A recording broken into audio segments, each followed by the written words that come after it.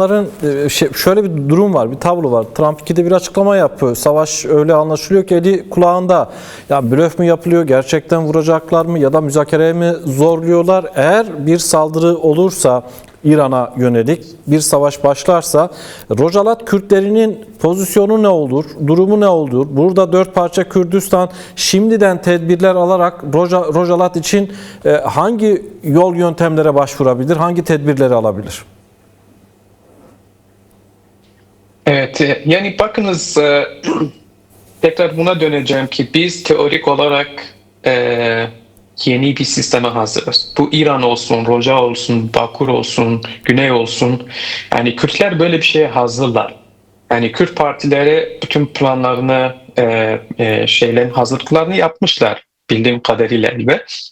Yani geçen hafta da tabii ki Keneke'de bir toplantı vardı, Roşalatlı güçler. Böyle bir hazırlık var elbette.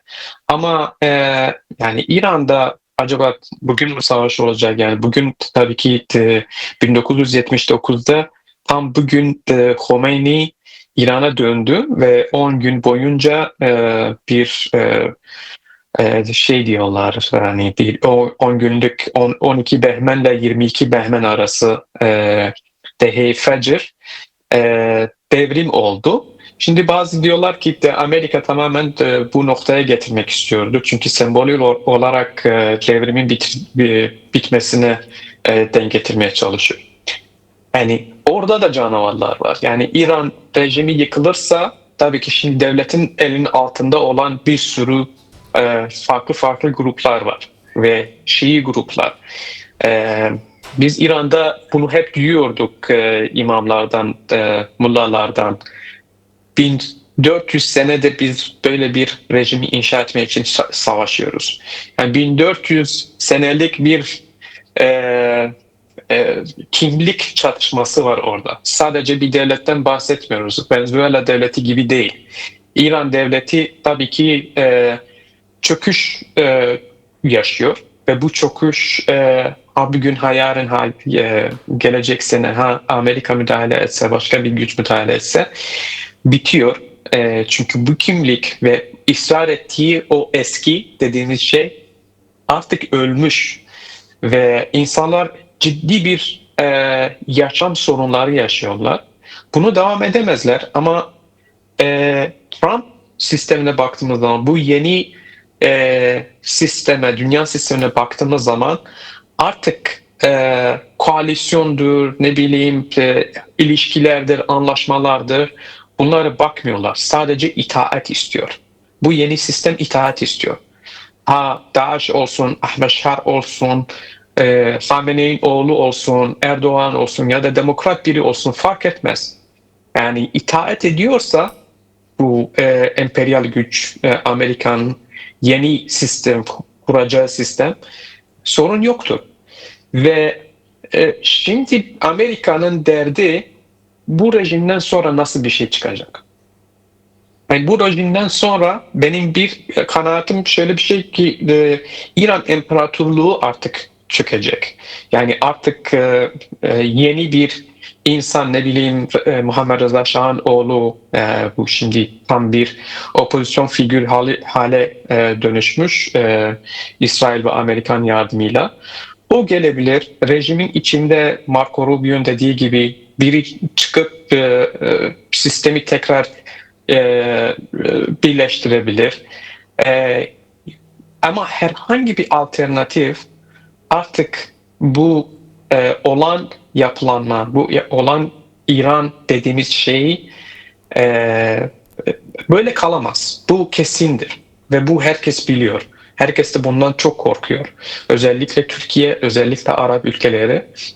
Ama bu nasıl olacaksa herkesin bir planı var ve Kürtlerin de kesin bir planı olması lazım.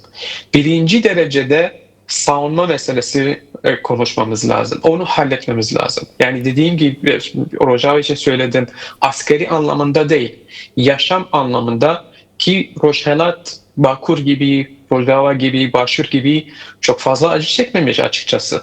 Tarih boyunca bir rahatlık vardı orada ve insanlar o rahatlığa alışmışlar. Yani böyle bir durum, bir sistem çöküşü yaşanırsa oradaki halk perişan olacak. Ve bir sürü farklı gruplar var ki Kürtlere yani düşman gözüyle bakıyorlar. Yani sadece Şii kesim değil.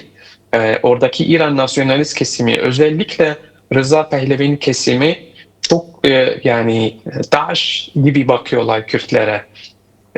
Çok dikkat etmek lazım. Yani büyük ihtimalle 2011 Suriye durumu tekrar yaşanabilir.